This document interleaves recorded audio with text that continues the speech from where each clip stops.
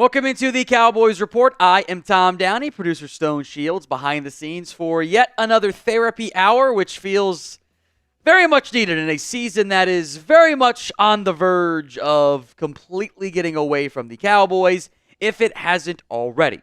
So is the season over for the Dallas Cowboys? It is the pin poll on today's show. Why for yes and for no.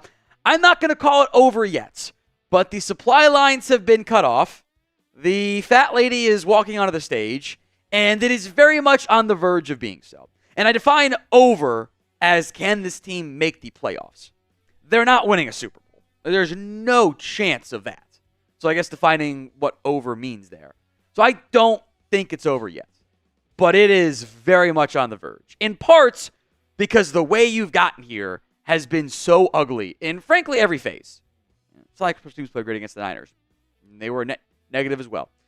Y for yes, N for no. Vote in the comment section. 74% say yes, 26% say no. Marble says not yet. Andrew Johnson says no. Brian Perry says no. Arndeer Brown, no. Joel Robert Thompson says over. We did not get better this offseason. Valid. Frederick says yes. Steven says yes. Yekaw says not yet. I'm on the not yet camp. But I will say, I have very low expectations of it getting turned around. Because you've just got so many different problems in so many areas, in so many ways. By the way, you are not yet at rock bottom either. We do know that, right? It can get worse. And I'm worried it's going to get worse before it ends up getting better. Brandon J says yes. Richard Wilson says yes. Yekaw says not yet. Get those votes in if you think the season is over. Go vote in the comment section as well. Y for yes and for no in the pin poll of today's show. This live edition of the Cowboys Report is made possible by Game Time. Game Time is the place for last-minute tickets to your next big event. Make sure to check out their new feature, Game Time Picks. It's curation designed to save you even more on sports, concerts, comedy, theater, etc. It's filtered up to fluff to only show you the incredible deals on great seats, so you don't have to waste time searching through thousands of tickets. Download the Game Time app today, create your account, and use code CHATSPORTS for $20 off your first purchase. Terms apply, but again, create your account, use code CHATSPORTS, CHATSPORTS for $20 off. Prize Picks, also sponsoring today's live Cowboys Report. It is the best place to get real money sports action. Over 10 million members and billions of dollars in awarded winnings. Prize Picks has made daily fantasy sports accessible to all, more or less. All you got to pick on at least two players for a chance to win up to 100 times your cash. Download the app today at prizepicks.com/CLNS and use code CLNS to get $50 instantly after you play your first $5 lineup. That's code CLNS over at prizepicks.com/CLNS.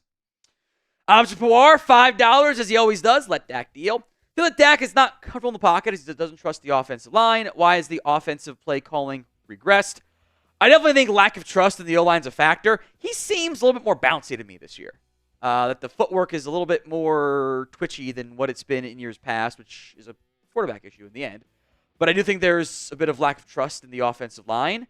Look, they didn't do the sprint outs like at all last year, and they keep calling them. They seemingly want to live on quick game. Defenses are sitting on quick game, and they don't have answers beyond that. You know, they did less motion at the snap this week after, having chances to do that at a higher rate than previous weeks, and that was after the bye. The play calling regressed because your head coach is fighting for his life, and he's going to go with what he wants to do, with what he's comfortable with. He's an outdated head coach. That's what you get in the end. Let's talk Cowboys Falcons. I've gone back and forth on this, and I'll make my final answer later in the week because I don't have to decide right now. I think when it comes to must-win games, you can play that card one time a year. If they win, you get the card back. You can play it again later because a must-win game is in the playoffs, right? Like, so if you win, you get it back, right? You got your card back for Bengals Stone. You got to play it again this week, though. By the way, you have to do it again. You can either play it now or stash it for, I think, next week if you lose. So is this game a must-win game? Cowboys-Falcons. I think from I'm kind of there. If you can't beat Atlanta, then you got Philly and Houston and Washington. Like, I kind of think you need to win 3 out of 4 to have a real playoff shot here. So is this upcoming matchup a must-win game? Y for yes, N for no. Knowing you can only play the card once. If you lose, it's over. Season's over at that point because you played your must-win card. And if you can't win the must-win game, you're done. It's over. Which is kind of where you're at. So is this a must-win game? Y for yes, N for no. Vote in the comments section. Richard Wilson is one of our issues that the O-line coach isn't that good. I just don't think he is. Sure. At this point, which is weird to say about a 3-4 team, but I think a lot of us would agree, it's probably easier to point out the things that aren't issues right now with your Dallas Cowboys team. That's what it feels like to me. Like, it's easier to say, hey, Chauncey Golston's playing above expectations, and Brandon Aubrey's been great, and do things, and Lamb had a great game last night, even though he kind of was a bit up and down in the early portion, but got things going. Like, almost easier to say, yeah, quarterback's been bad, the ground game's non-existent, anyone beyond Lamb is not getting open on a consistent basis, the O-line's not played well, the O-line coach is bad, coaching staff looks bad, D-line is terrible, run defense is dog water, you have the worst run defense and the worst running game in the NFL. There's a lot of stuff. That's not a good thing. Object Poir, is the offensive play calling predictable now? Well, it's not now, it's been predictable. You guys should check some of the All-22 dating to the last time the Cowboys played the 49ers. They're all sitting on the routes. The Cowboys' game plans of they're going to run drag and they're going to run slant flats, do the occasional deep shot. They're going to do that waggle. Go look at the differences in the play-action rollouts. Brock Purdy does a play-action rollout. He's got nobody in front of him. Dak Prescott does one. Nick Bosa's directly in his face. That's how it goes. And again, it's one of your many, many issues. Zach Crosby, didn't notice Guyton getting beat much. Just me, or is there some improvements? I thought overall Guyton was better.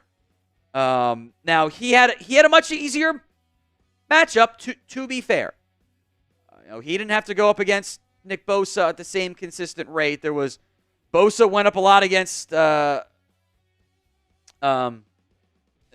Terence Steele. I don't think Steele played particularly well. I do thought Guyton was better. Not perfect by any stretch of the imagination. There were still a handful of bad reps, maybe 5 or so overall, especially in the passing game. But it's heading in the right direction from some previous weeks. No sacks allowed. I've seen your entire O-line again continues to just have some issues. Like you can go back and watch that final drive when the pressure forces Dak to roll out. There's Terence Steele getting beat by Malik Collins at a really bad time. Like, it's Zach Martin was on the ground too. Like, O-line's got issues. I don't think Guyton's suddenly playing at some elite level, but I thought he was better. Now, the lack of help you're giving your offensive linemen in general, we'll talk about. Chris B, I know the season is not technically over, but it feels like it is to me. We're 3-4 and 13th in the NFC playoff picture. Are we sure we're better than any of those teams? I will say, I do think you are better than the teams behind you, which is the Giants, who you beat, the Panthers, who are terrible. I do think you're better than the Saints. I know you lost head-to-head, but the Saints are terrible right now. They have fallen apart. That is just like that Denver Broncos game a few years ago. Like, Saints are going to win 5 or 6 games max this year. You might win 7, but you're better. The teams in front of you, you're not better than the 49ers. Are you better than Seattle, LA, Tampa, Chicago, Philly, Minnesota, Green Bay, Arizona, Atlanta, Washington, Detroit? You play a bunch of those teams down the stretch here. Play Washington twice. You play Atlanta. Play Philly twice. You get the Bucks. You can show what you got. But, I don't know. Today's Super Chat menu is as follows. $20. Do a shot. $50 for the beer bong. $100 to go on the beer bong of honor, though. $500, the custom Cowboys jersey. Most hundreds in October gets the MVP jersey. There's a lot of blame to go around, and outside of the kicker, I feel like, it's kind of it. They get blame. How you assign the blame, up for debate. Who are you most mad at right now?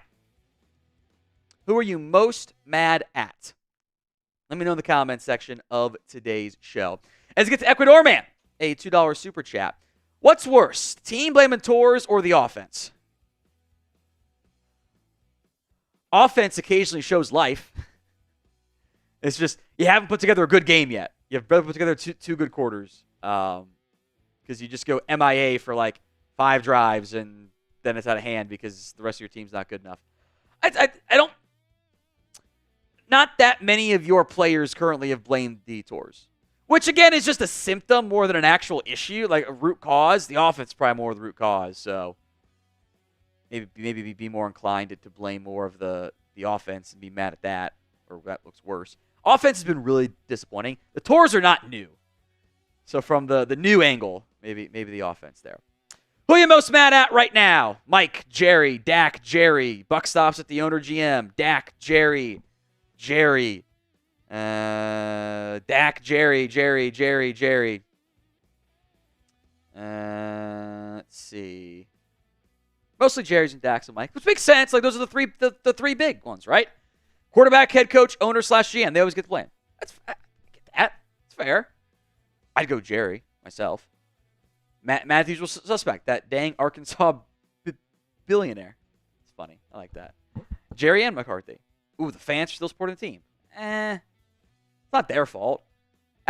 No. Actually, you know what? No. That's victim blaming. That's what that is. We can't be mad at the fans. Ecuador Man says me. You can be mad at me. That's fine, too. Jerry, Steven, Jerry, Tom Brady. I don't know if Fox is going to have that game this week, by the way. Let me pull this up here as I go off topic here. I don't know if Fox is gonna go to the Cowboys Falcons game because they're in that 1 p.m. slot. Let me pull this up here.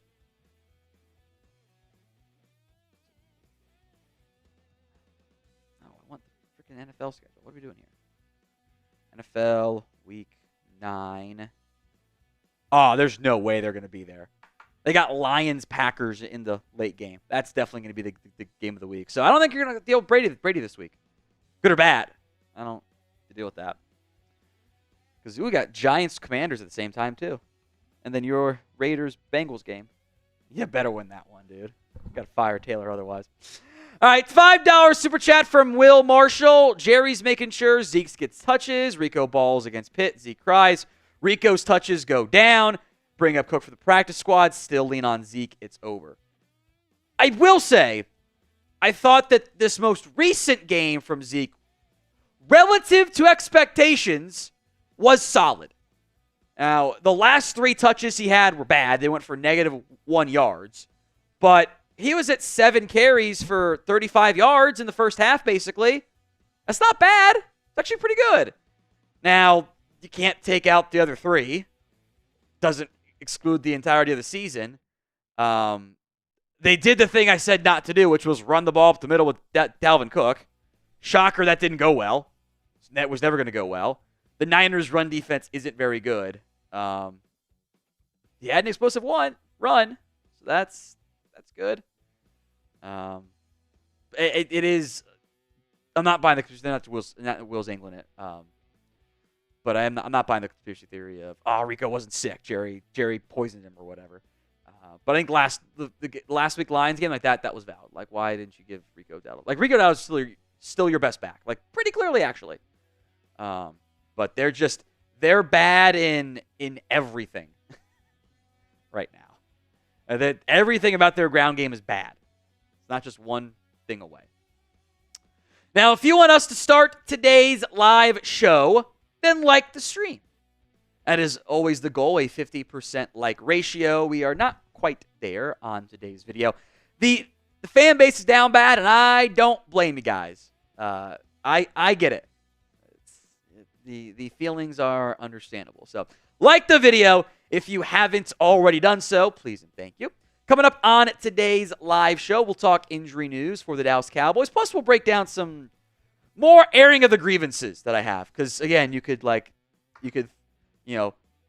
the random number generator up and all the Cowboys numbers and spin it, and, everyone is going to be impactful there. Or not impactful enough.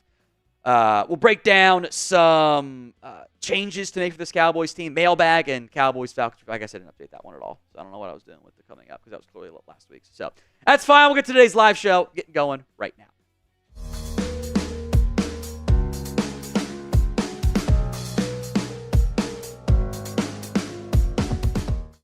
Before we get into some airing of the grievances again, some injury updates and stuff to monitor here for the Dallas Cowboys.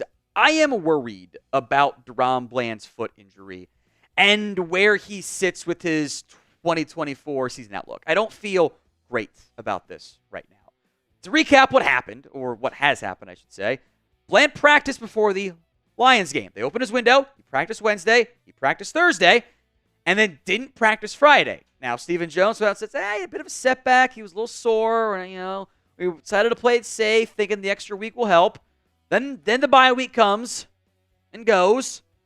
Then it's 49ers week, and DaRon Bland does not practice at all. So we went from back-to-back days practicing to almost 2 full weeks, no practice. That's huge red flag.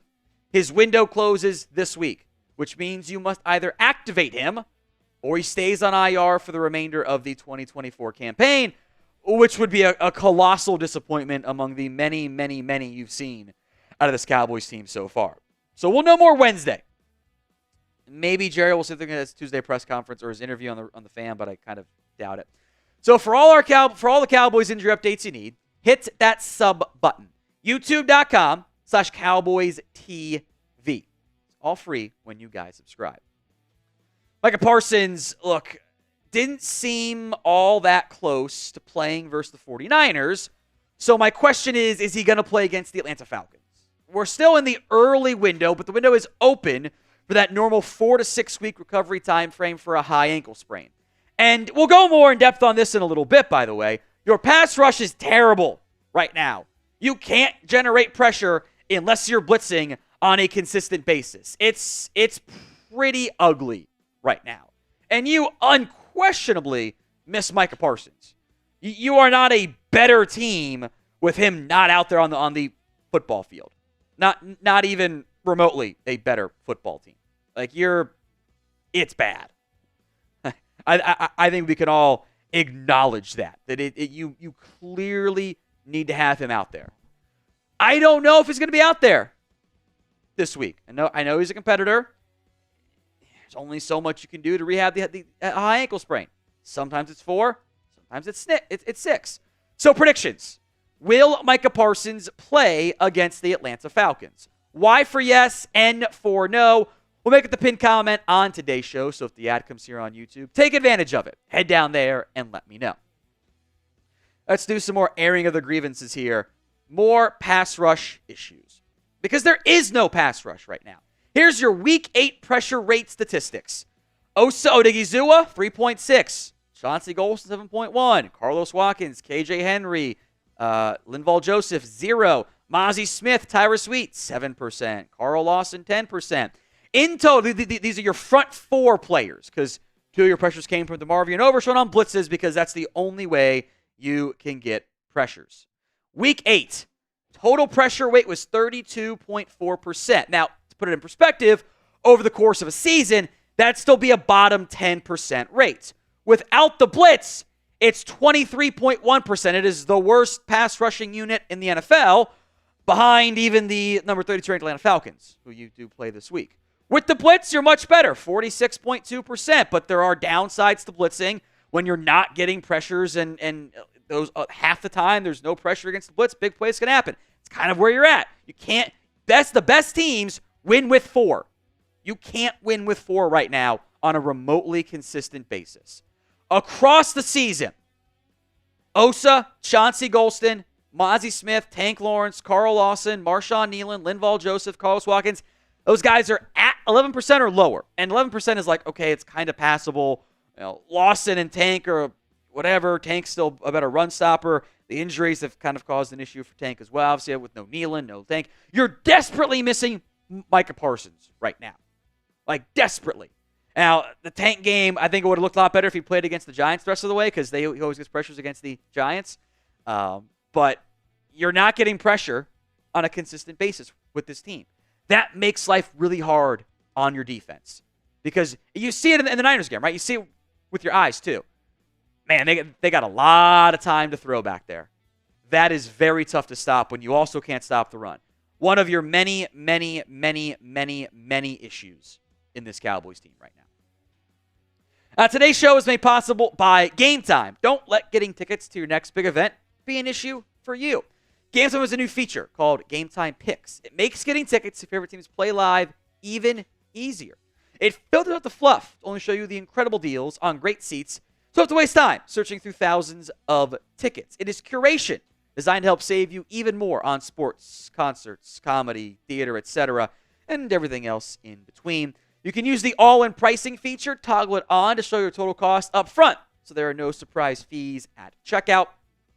Get a panoramic view of your seat in the app before you buy. The Game Time guarantee is this. If you find tickets in the same section and row for less, Game Time will credit you 110% of the difference. So download the Game Time app today. Use code CHATSPORTS for $20 off your first purchase. Again, create your account, gametime.co. Redeem code CHATSPORTS, CHATSPORTS for $20 off. Download Game Time today. What time is it? It's game time. Let's talk more Cowboys issues here. Hey, Jake Ferguson. Where's 2023 Jake Ferguson? The guy I've seen on the field, the usage of him as well, doesn't look remotely similar. So far this campaign, 31 catches, 263 yards. His average yards per catch is down by over 1.5 yards and 5 touchdowns. That's just not good enough. Jake Ferguson doesn't look like the same guy at all. Now, what happened this offseason and early season, he added some weight. Ferguson had said he was playing like a 239 last year, wanted to add some weight to help block, hold up as the season goes along.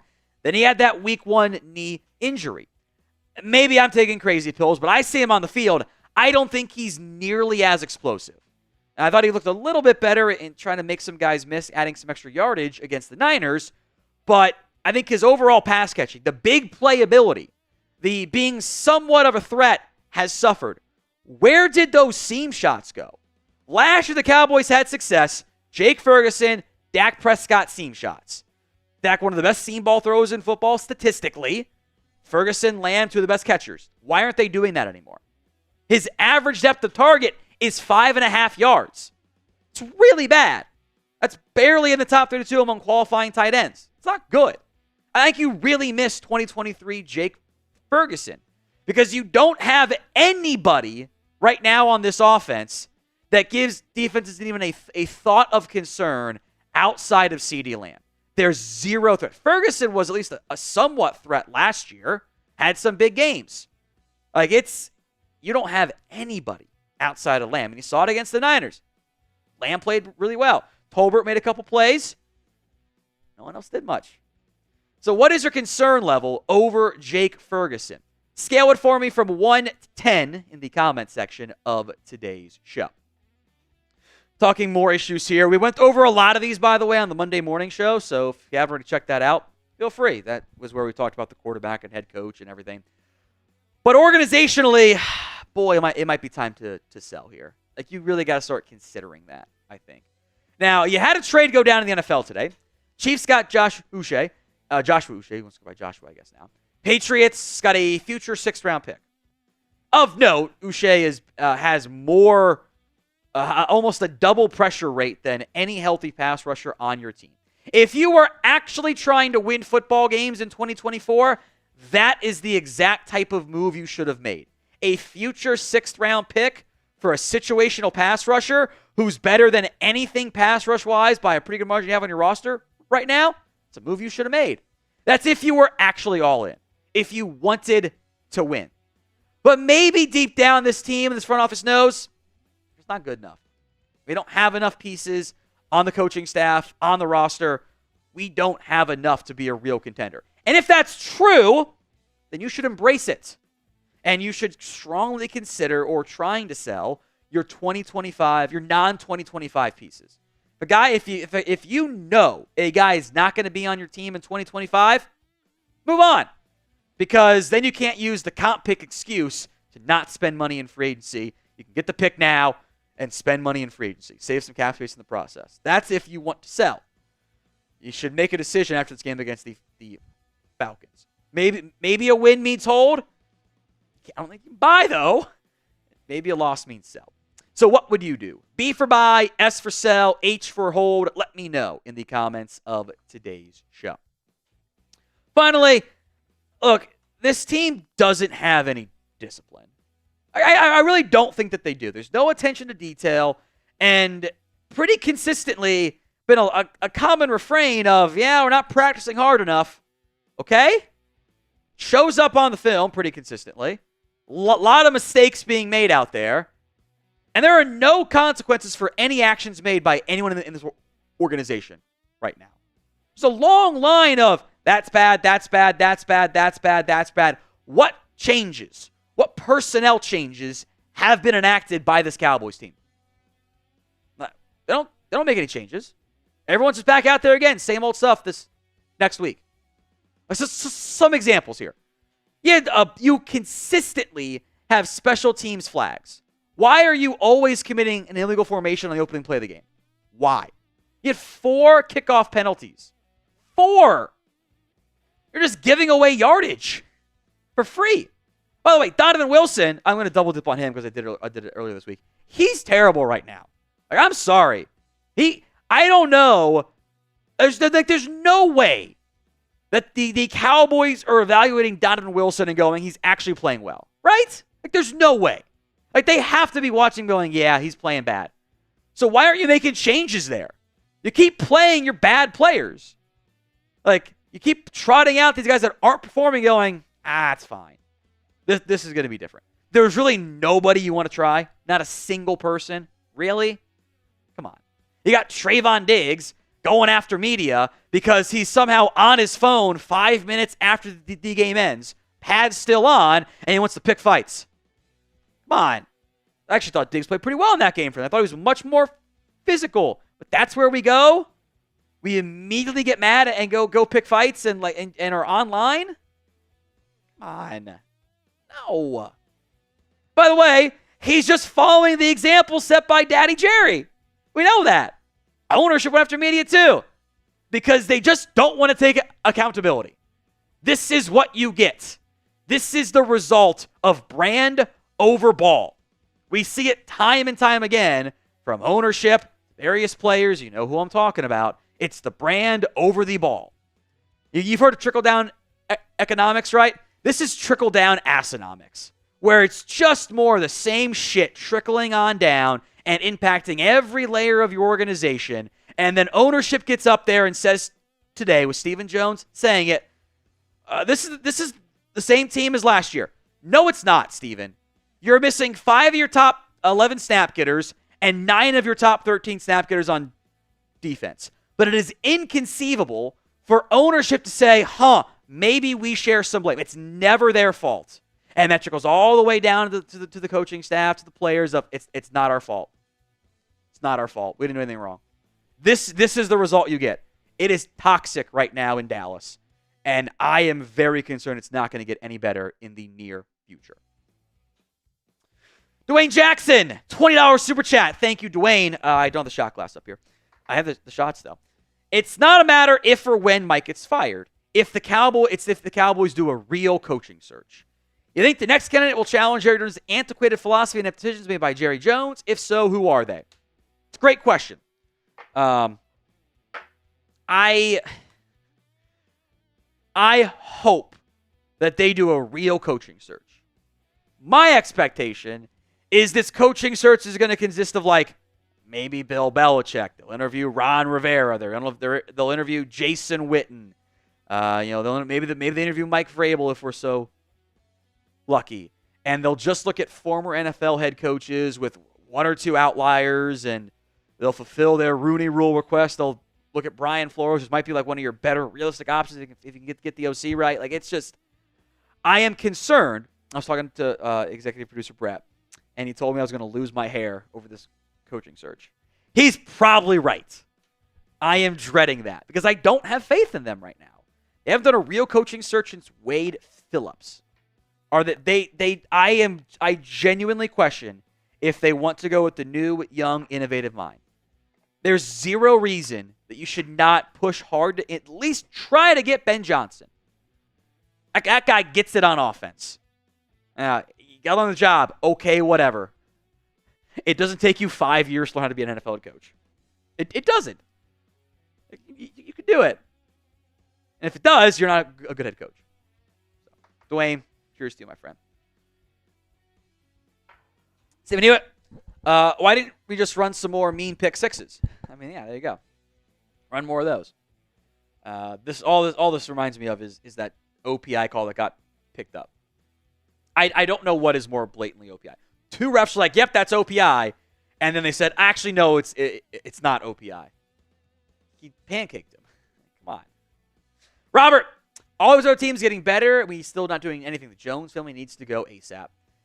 They don't want to spend more assets on this team, which is stupid because you can't get up there and say we're all in. It's not what all in means. Stop trying to gaslight and change the entire definition of the word. They're not all in. It's obvious. It's a retooling year. What you get? Dwayne Jackson.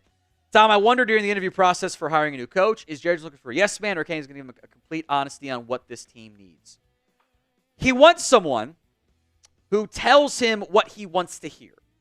Now, that head coach might believe it or might not believe it. Jason Garrett believed everything he said about his organizational philosophy, and it aligned with Jerry Jones. I think Mike believes some of that too, although he can.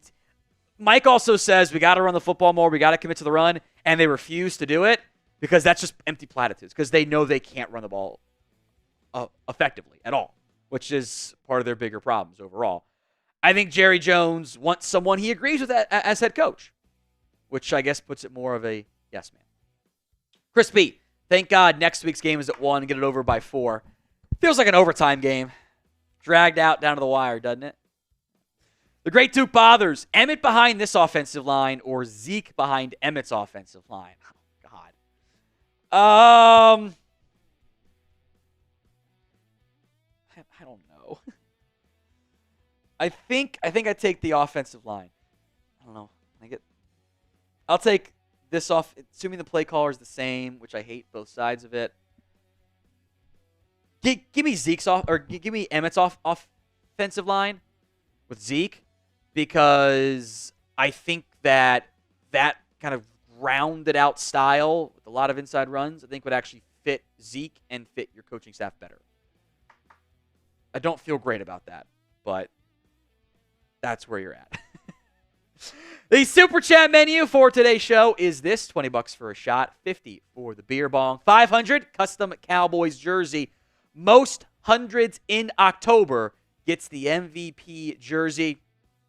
Don't worry, Giannis Chacon will get to your Super Chat as part of the mailbag, but another segment coming up here on the Cowboys Report.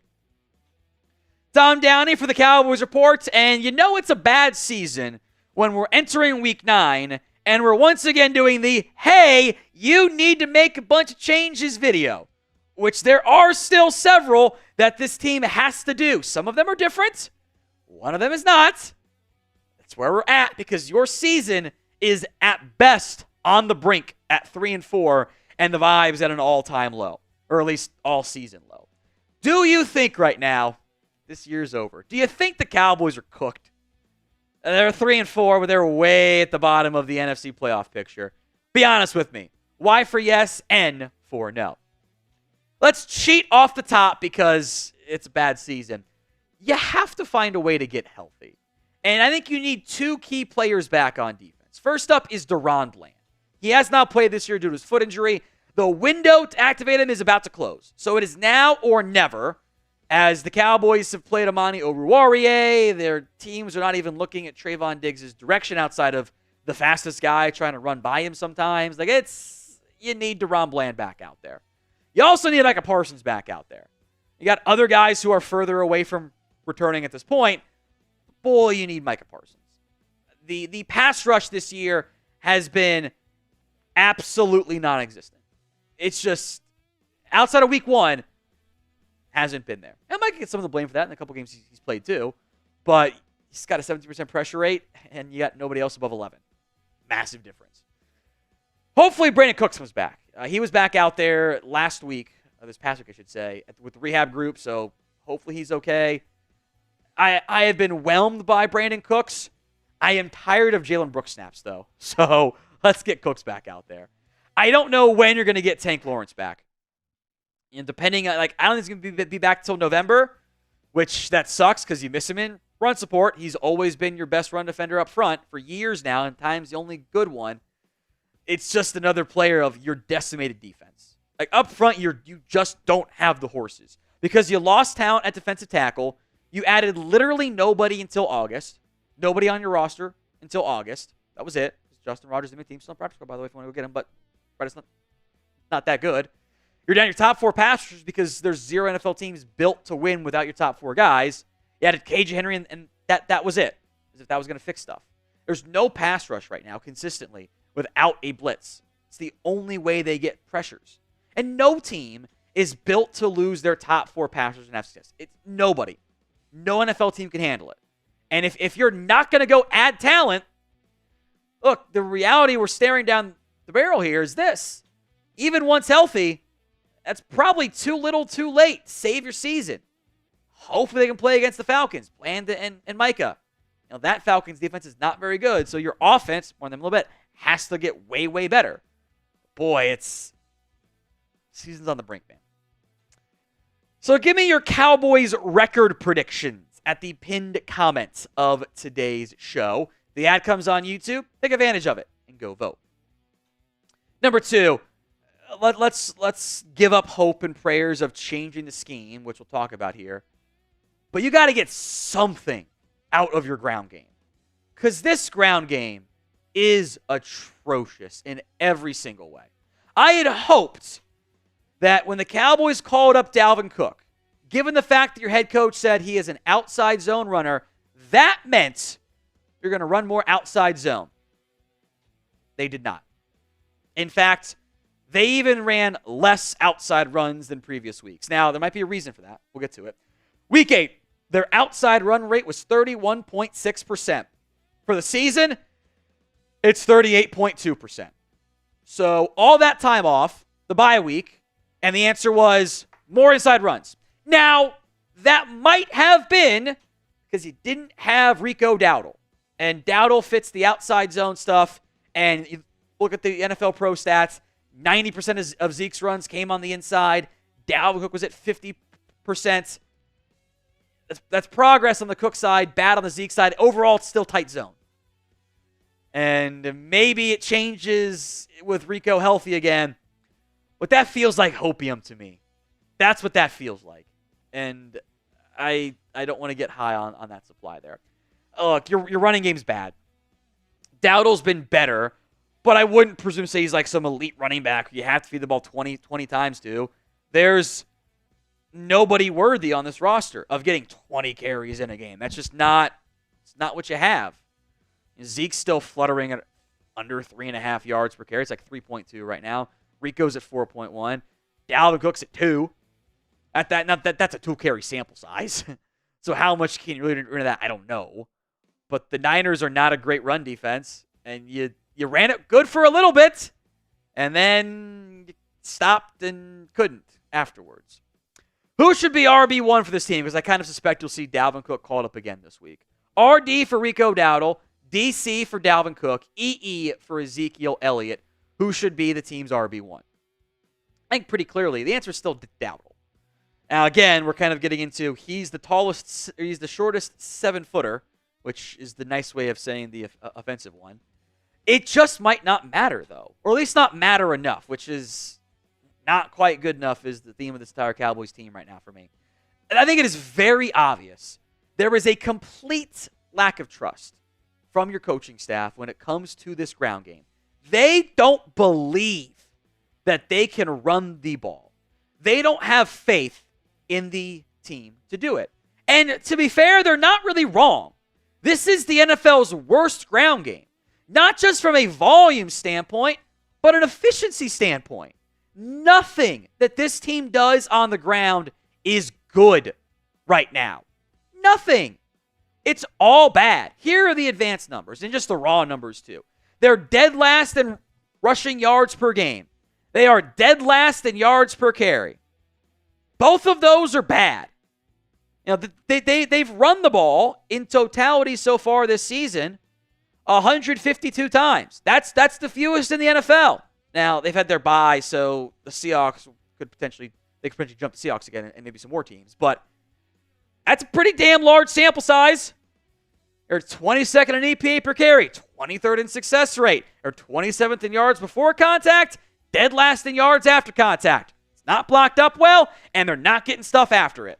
They're dead last in explosive runs, 3 of those by your receivers, by the way, and you're facing the 3rd highest amount of light boxes. The 3rd highest amount. Your stacked box rate, by the way, is 23rd. The looks are favorable, and no matter who's back there, no matter what play calls are being done, nothing is working. The ground game sucks. Scheme, offensive line personnel, backfield personnel. There's nothing redeemable right now about this ground game, and it makes this team one-dimensional, and they're paying the price on a consistent basis. Prize Picks is the best place to get real money sports action. They've made today's show possible.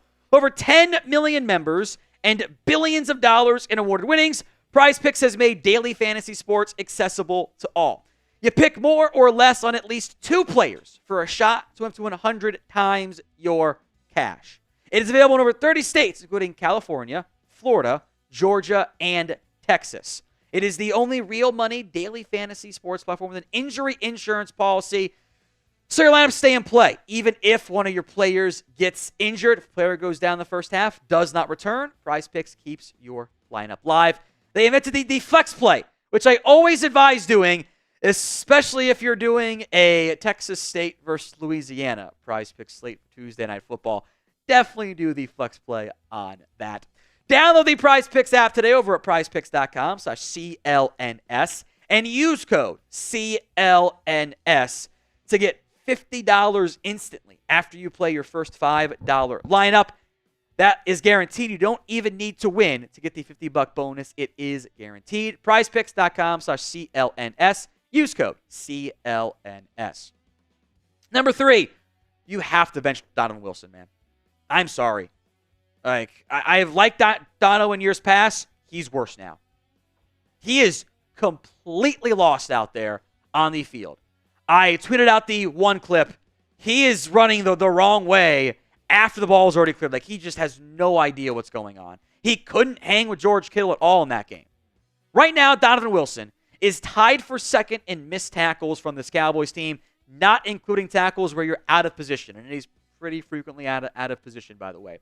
He has also allowed the most yards in coverage among all of your players. More than Diggs, Oruwariye, your injured corners, your other linebackers. No one's allowed more yards in coverage than Donovan Wilson right now.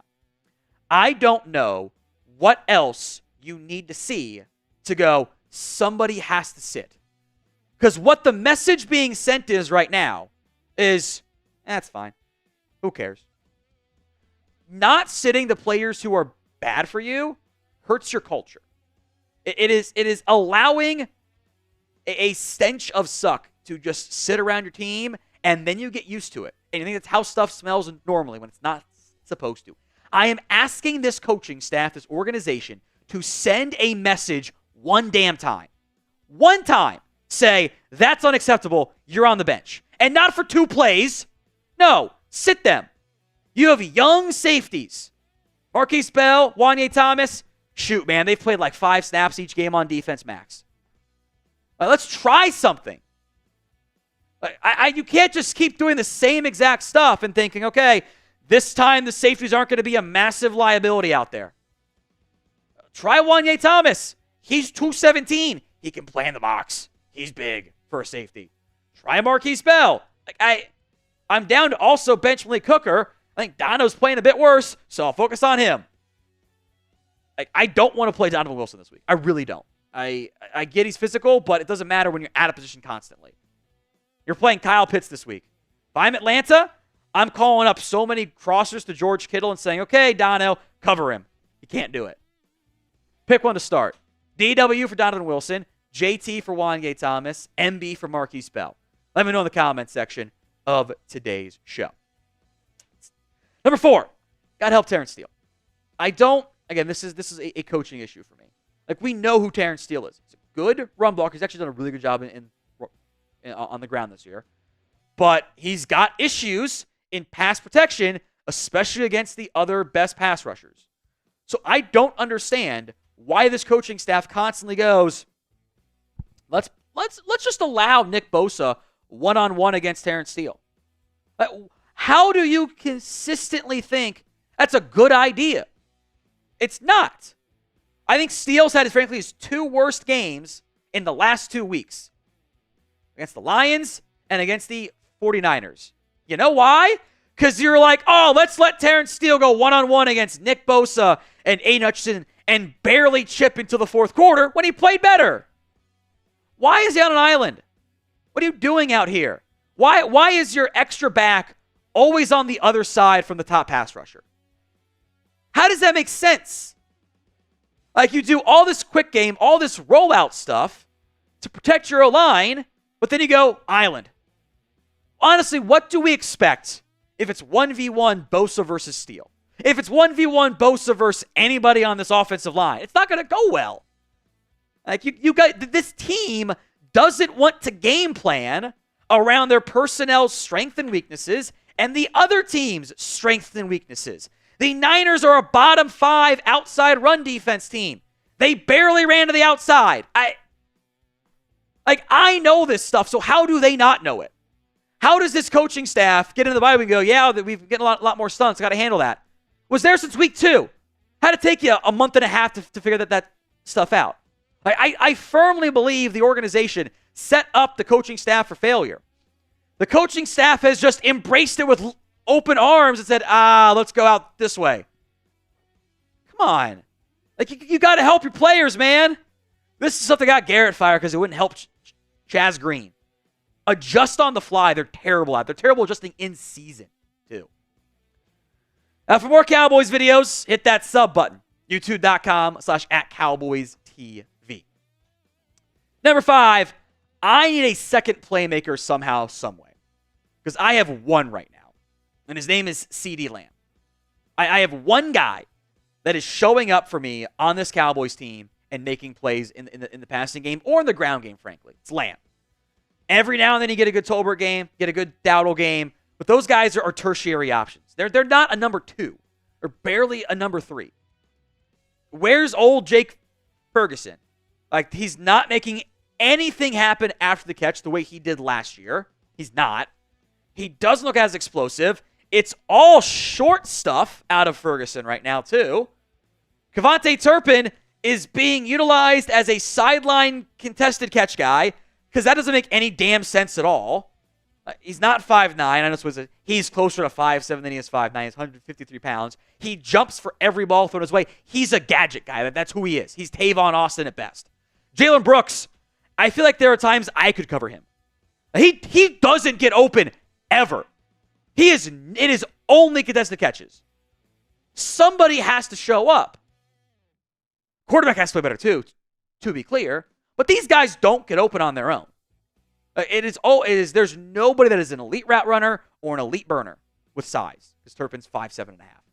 I need more schemed up stuff. Now, we saw some of that, and then it just went away on the final drive. They just ran 4 plays with nobody open. The Cowboys' motion at the snap, which is the valuable motion, before Week 8 was at 14%. It's very low. It is the cheat code on offense to an extent. Ask any defensive player. They hate motion at the snap. Swear to God. Cowboys Week 8 motion, 12%. So we got through the bye week, and you had a bye week to self-reflect and make adjustments, and the answer is, let's not do that. That's the wrong answer to the test. It's wrong. You got to try more things here, Mike. You can't sit up there and go, okay, let's try the exact same thing. What you're doing? Like, you run mesh great in the red zone. The mesh calls have worked. How come I can't get a mesh call one time outside of the red zone, or at least occasionally outside of the red zone, or more frequently? The answer is the coaching staff's just not good enough, because that's the theme of this entire scheme. You as a team are just not good enough. There's not enough good coaching. There's not enough good players. Your best players aren't playing well enough relative to their own expectations outside of your kicker. That's a bad spot to be. There's a lot of not quite enough here, not quite enough here, not quite enough here, not quite enough there, and it all converges into team's not good enough, period. All those just continuously adding 5 pounds, 5 pounds, 5 pounds, 5 pounds. It's fine if it's 25 pounds, but once you reach critical mass, you just can't take any more, and that's where this team is at. Mailbag time. 2 ways to get on the show. It is therapy hour, so you can just vent if you want to. You can just complain. That's fine. Hashtag Cowboys or Super Chat to get on the show. We'll do with Gianni Chacon as the... I hope I'm pronouncing that correctly. If not, I'm terribly sorry, my friend. As the first Super Chat that came in. But get your questions in via hashtag Cowboys or Super Chat.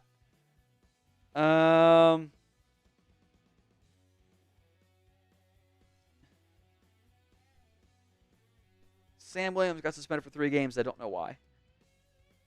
What did he do? We'll add that to the post-game cut, or to the pregame shot. It went in before week 8, so it doesn't actually matter. Like, what the...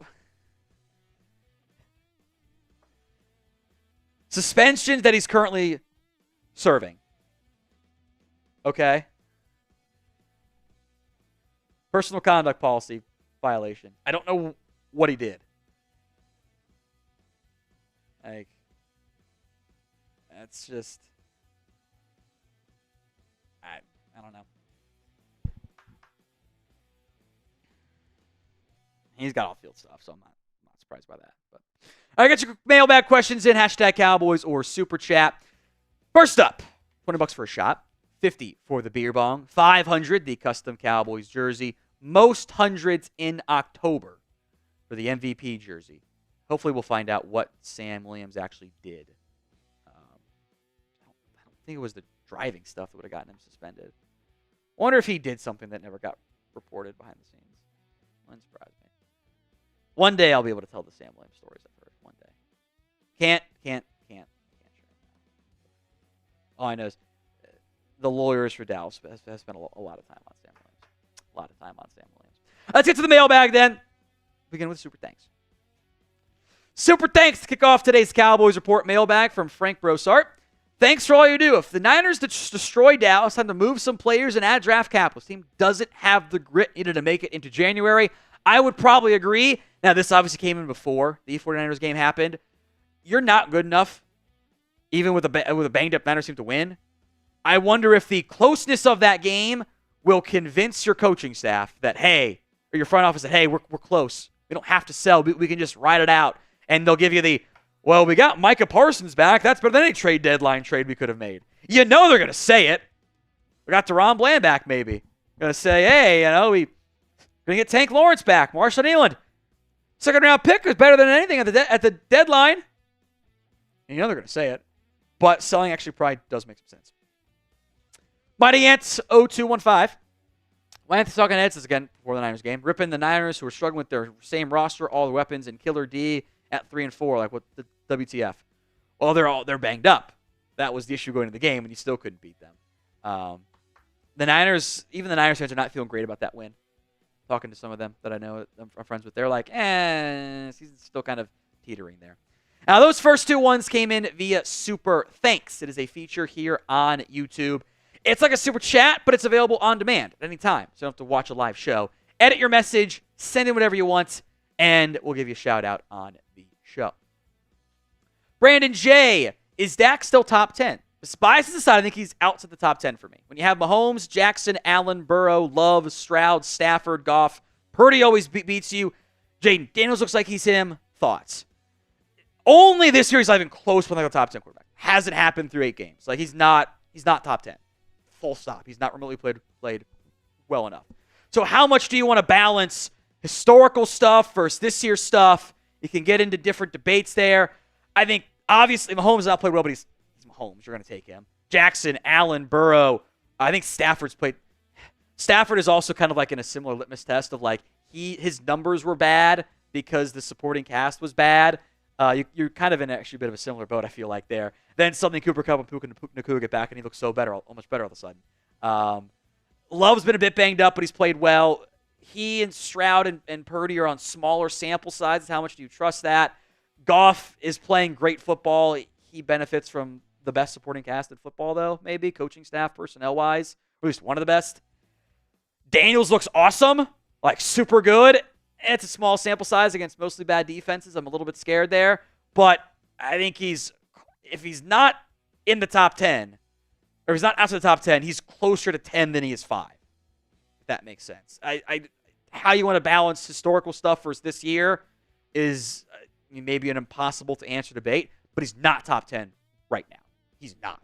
It's not even close right now. So I want you guys to rank Dak Prescott among NFL QBs. We'll go just right now. Right now, where does he sit? Let me know in the comments section of today's show. Super Chat, Johnny Chacon. Hey, Tom, love the show. Thank you very much. First time Super Chat. Appreciate that. You think Jerry needs to leave for us to get close to make it to the Super Bowl? I'll bucket it by saying the overall Jones boys philosophy is going to have to change. The issue is Jerry leaves, and it's his son Steven who might be worse,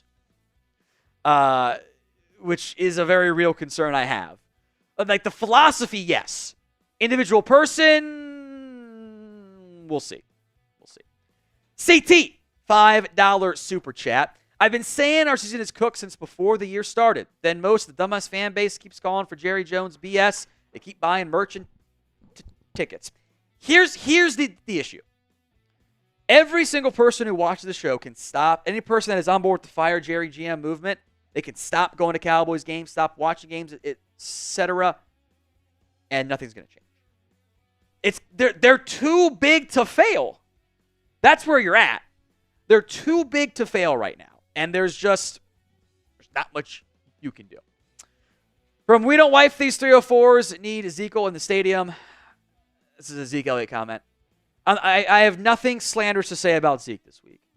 Other people can do the whole Zeke conversation. I'm over it. It's the same thing every week. It's boring to me. There's no ground being made one way or the other. Chris B. Why do I feel like the new head coach will make me miss Mike McCarthy? Yeah, Mike's like, I don't know, 18th, 20th, whatever you want to rank him, head coach in the NFL. That's 12 spots to go down with, to go down. And with the way you hire head coaches, it can get worse. Now, it's not going to get any better with McCarthy, so you have to make a change, but it can get worse. Now, today's show is made possible by Game Time. Game Time is the place for last-minute tickets to your next big event. Make sure you are using the Game Time Picks feature. It makes getting tickets to your favorite teams play live even easier. Game Time Picks filters out the fluff to only show you incredible deals on great seats, so you don't have to waste time going through thousands of different tickets. It is curation designed to save you even more on sports, concerts, comedy, theater, and everything else in between. The Game Time guarantee is this. If you find tickets in the same section and row for less, Game Time will credit you 110% of the difference. Download the Game Time app today, create your account, and use code CHATSPORTS for $20 off your first purchase. Terms apply. But again, create your account, redeem code CHATSPORTS, CHATSPORTS, for $20 off. That link will be in the comments section and the description of today's show. Make sure you download the app over at GameTime.co. Appreciate the sponsorship here from Game Time. Jimmy Productions. Could the Cowboys trade for Chase Young? Could? Yes. Chase Young is due the vet minimum. Contract is not an issue at all. Will they? No. They're not good enough. They don't want to spend assets on this team. They know in their heart of hearts, this team's not good enough. Chase Young helps your pass rush, absolutely. I don't think that they're going to buy. If anything, I think they're going to sell. Taylor, Why does it feel like every single game this season, the team, both offense, defense, waits till the fourth quarter and 2 scores behind to turn it on? I will say this. A lot of people have said that the Cowboys-Niners game felt a lot like the Cowboys-Ravens game. And I actually disagree. That Ravens game was 21-6 at the half. You were winning at the half of this football game.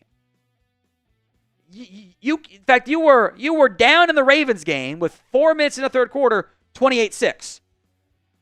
You were very much in the game against the 49ers. I think it feels that way because every game this year, for at least a quarter, if not more, one side of the ball falls apart. This last week, your offense went totally MIA for the second to last, the final drive of the first half into the fourth quarter. You were like 2 of 7 for 6 yards passing and no first downs at all. And then you allowed 21 points in the third quarter on defense. You had a terrible third quarter that sunk your chances because you're not good enough to turn it on for the entirety of the game. I think it feels that way because you show flashes of inconsistency, and this is a really not fun roller coaster ride right now across the board. If you're not scoring through the air, you're not moving the ball consistently on the ground, and you throw it a bunch, and you got quarterbacks making bad decisions, and there's bad designs and bad plays, and there's all kinds of bad on this team. Feels that way because they're not playing a good game. Barry Horseman, should the Cowboys tank? Look, if by tank you mean like sell assets and not try like at all costs to win this year, sure.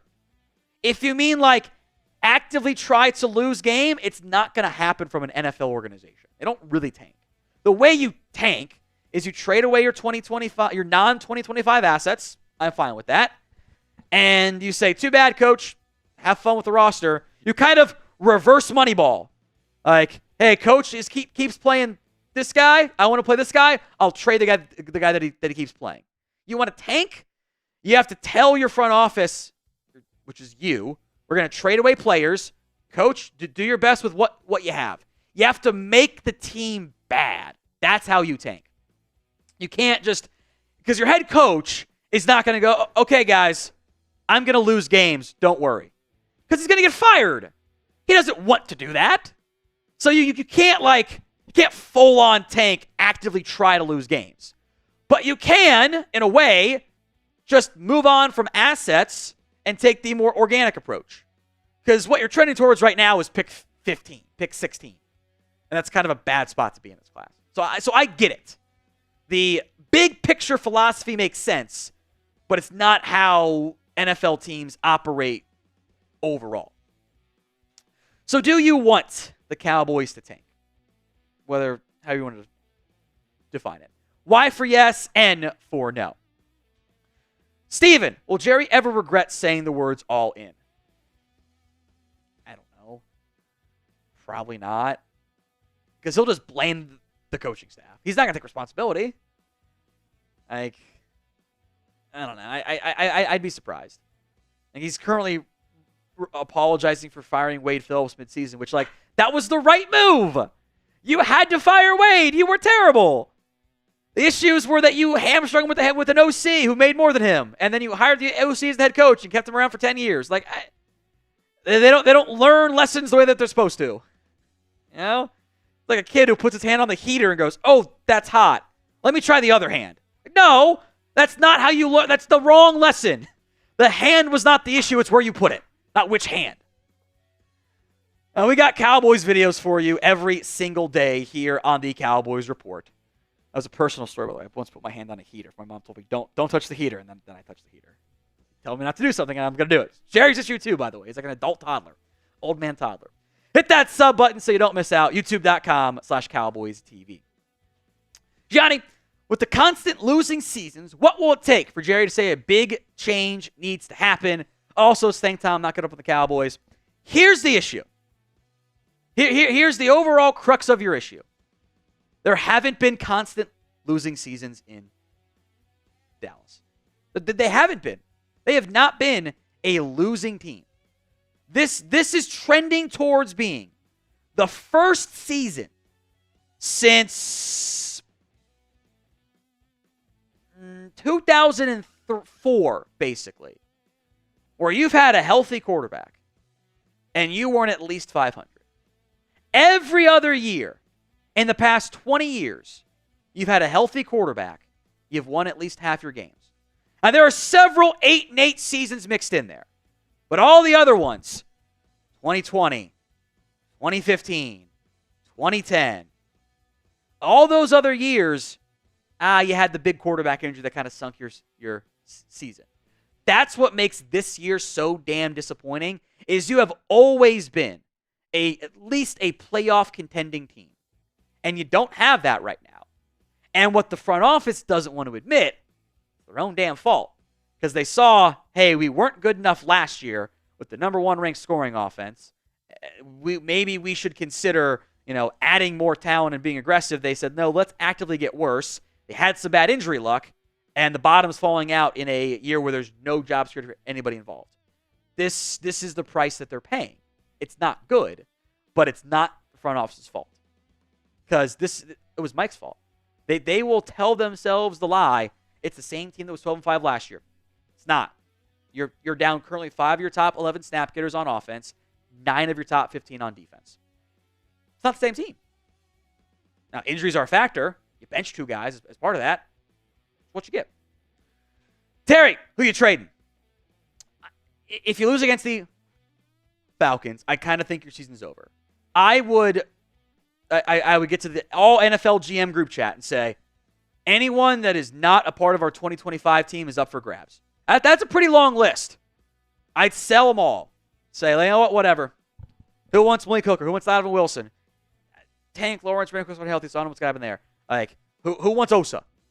Like, I'm shopping all these guys going, come get them. Come get them. We will take assets back. That's destroying your head coach's job security. He's gone, but he hasn't done a good job either. So name a player who you want to trade, if there is someone you want to trade. Let me know in the comments section of today's show.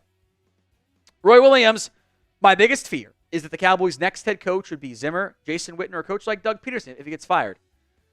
Yes, I do think in general the Cowboys want someone with head coaching experience, which I think is a terrible philosophy because you're saying you want someone who got fired.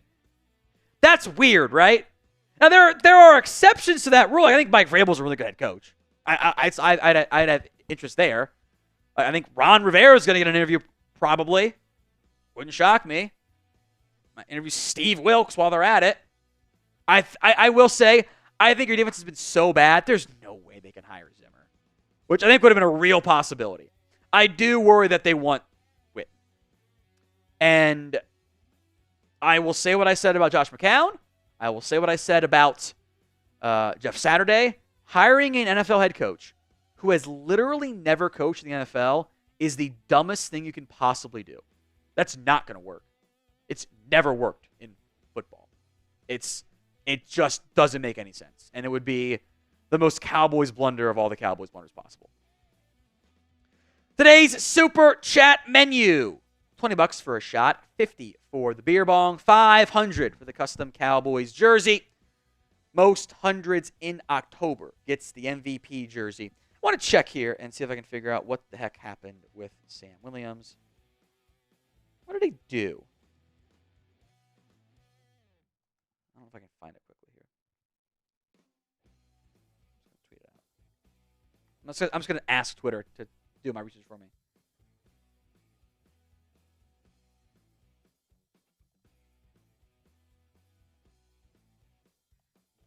Was it? There was an arrest, right? Wasn't there an arrest?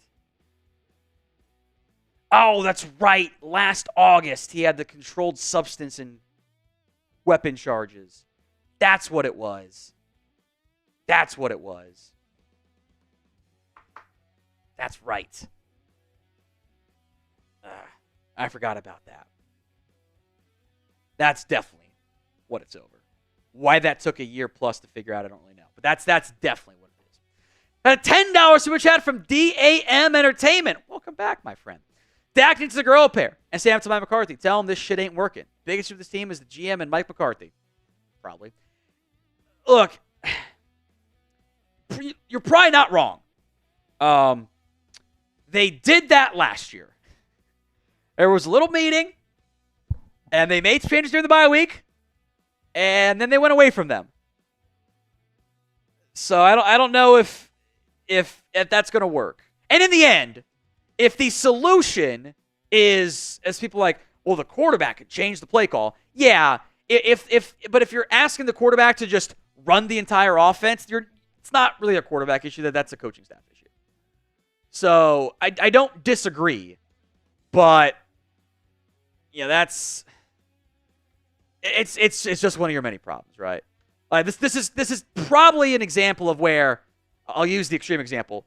Having a Rodgers mentality might work better. Like, Rodgers will just go rogue and say, F you, I'm going to do this. And he does that all the time on his, like, he almost invented the RPO, or at least the pro version. Like, he would just throw the ball on a handoff. He'd do it all the time with Alan Lazard and the Packers. He'd just throw it, and it would work. Wasn't the play call at all.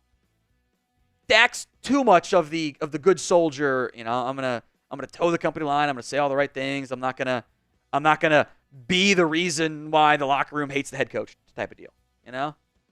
That has positives and there's negatives when the head coach is an issue. Chris B, if they hire Witten, that might put me over the edge. That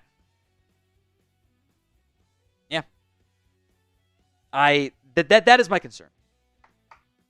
I think they might, or at least they'll consider it. And I think that'd be just a really, really terrible hire. Just like really, really bad. So who are you most mad at right now? Outside of our alien kicker, I don't think there's a wrong answer on this team. Who's playing above expectations right now on this team? Aubrey. I kind of think Chauncey Golston is. I think Jalen Tolbert probably is, but the expectations are low for those guys. It's not like they're playing great football. That's a lot of answers. Who are you most mad at right now? I think the most right answer is probably Jerry, by the way, or the Jones boys. Because at this point, whenever I say Jerry, I mean both.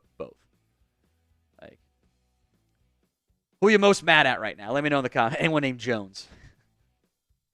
There you go. I will tell Tyler Jones that you said that, our Seahawks host here. Like, who are you most mad at right now? Let me know someone just said the Cowboys. Rowdy, also a good answer. Okay, we have to sacrifice him. Joshua, Jerry, the Joe Biden of the NFL. In many ways, he's the worst traits of both, guys. Right. Kind of sometimes he sounds like Joe. Got the ego of the other guy. Right? Kind of both of them. Which isn't a good thing. All right, we're going to preview Falcons-Cowboys coming up next. Cowboys take on the Falcons this week, and if you don't win, oh boy, that might be it for the season. So if you want to save the season with a win, and you want to get back on track, do so by liking today's video. Let's just pause because I fucked up that Week 9 matchup. I'm going to change it real quick here. So we're just going to reset. You're going to see some behind-the-scenes stuff of me screwing up a graphic because I put the period in the wrong spot. So it did the record instead of the overall there. So should be good once it syncs on your end there. Because your season's on the brink, guys. Kind of have to find a way to win out. So we'll do a little reset and do it properly where I'm not fucking up graphics behind the scenes. Yeah, we're good. The Cowboys season is on the brink. If you don't beat the Atlanta Falcons this week, I don't like your chances to even remotely save your campaign. If you want the 2024 season to get back on track, like the video right now. Cowboys are once again road dogs, a phrase we've heard a lot so far this season. Falcons are 2.5-point favorites at home against the Dallas Cowboys. Over-under set at 49. The Falcons have the number 12 ranked scoring offense. Pre-Monday Night Football updates, by the way. Top 20, barely defense, but your offense is bottom 10. Your defense is bottom 2. The Cowboys are not playing good football. The Atlanta Falcons are actually very much playing some good football as of late. They have overhauled their coaching staff, new quarterback, good things happening. They did get their butts kicked a week ago by the Seahawks, but they've come off of wins over the Bucs twice, Saints, and hung around against the Chiefs. Also beat the Eagles earlier this year. Some injury notes, knowing we should get more information on this on Wednesday. Amani Oruwariye left the game late with the back injury. TBD on how badly he's banged up. Kalen Carson has practiced 2-3 weeks in a row now, yet keeps being a scratch with a shoulder injury, which makes me wonder there. But if DaRon Bland can't go, you probably got to keep Carson on your active roster. He is definitely one to watch this week. So too with Micah Parsons, who has been banged up. We are at the opening of his window, basically to return that 4 to 6 week high ankle sprain timeline. You need Blandon Parsons back pretty badly. Falcons injury, meanwhile, Justin Simmons missed last week with a hamstring injury. We'll see if he's able to go.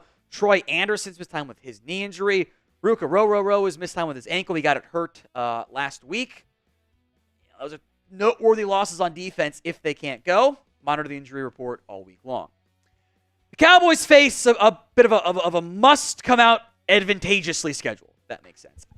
2 wins at absolute minimum, but it's probably 3 if you really want to make a playoff push. Falcons, Eagles, Texans, Commanders, all teams that are better than you record-wise, and frankly, you might be underdogs in every game. Maybe week 10, week 11 is a little bit different. Vegas isn't as high on Philadelphia or Houston as their records suggest.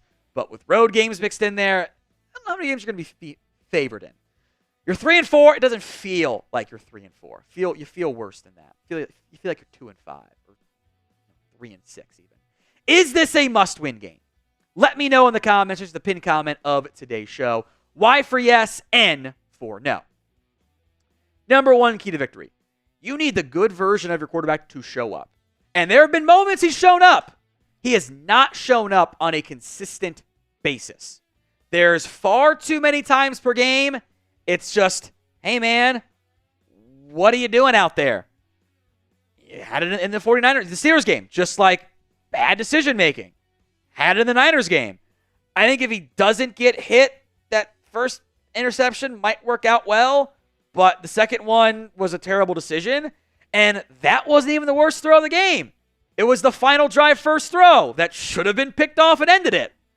I got lucky it wasn't, and didn't matter because they had 3 bad plays after that. There's no doubt about it. Your quarterback hasn't been good enough. There's other issues, too. I'm not trying to exempt those things or pass the buck altogether or only blame one guy, but we all have eyeballs. He's not playing good enough. He was MVP, runner-up last year. He isn't remotely playing at that level.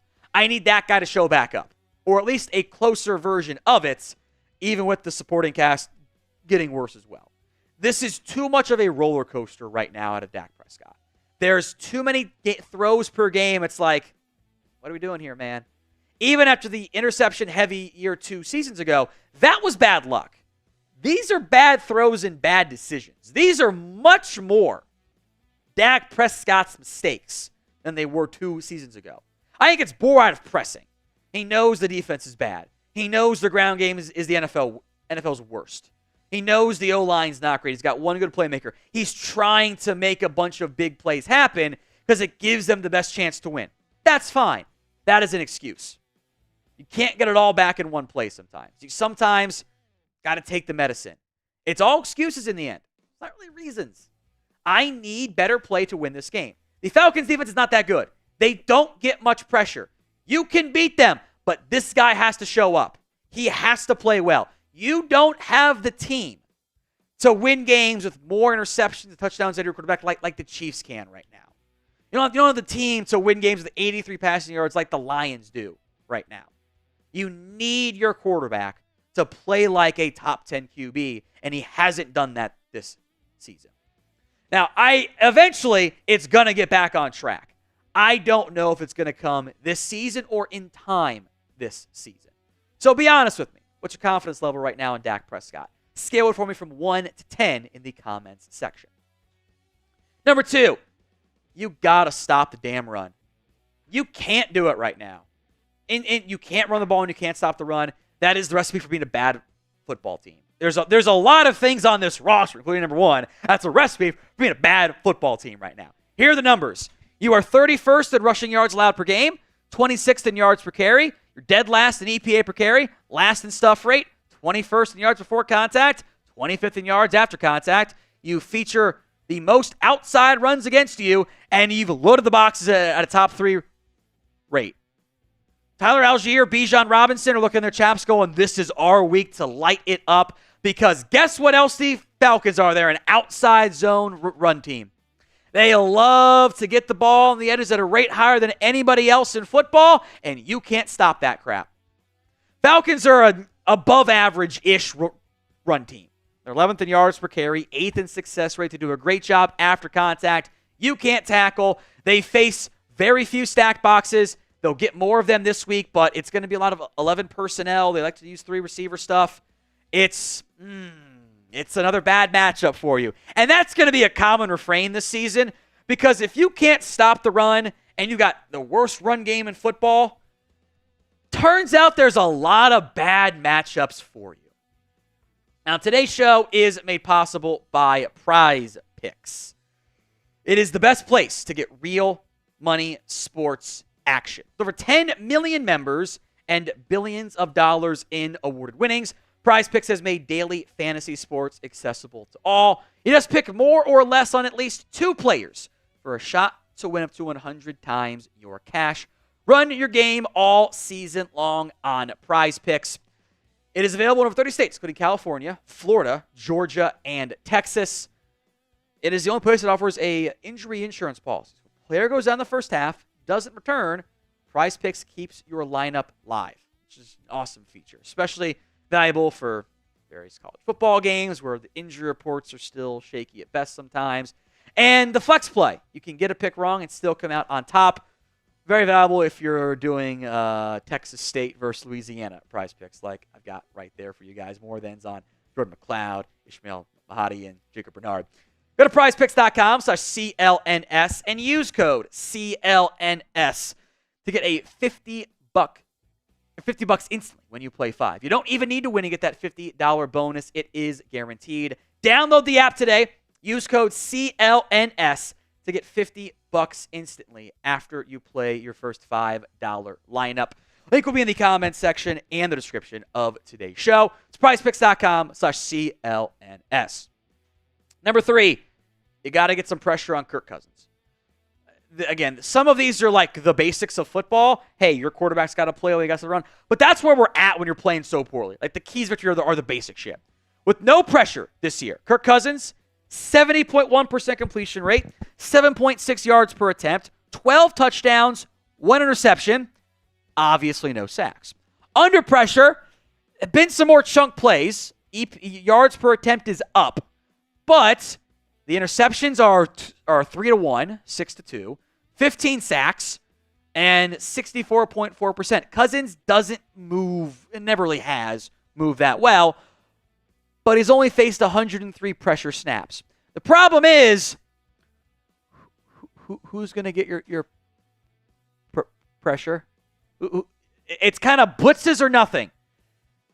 Kirk's been fine against the blitz, but man, they got Drake London, they got Kyle Pitts, they got Darnell Mooney, who's fast. You probably want to put Diggs on London, by the way, but he plays in the slot some, so they're going to shadow him. If Micah can't go, you can't get pressure right now. Again, a lot of bad matchups here.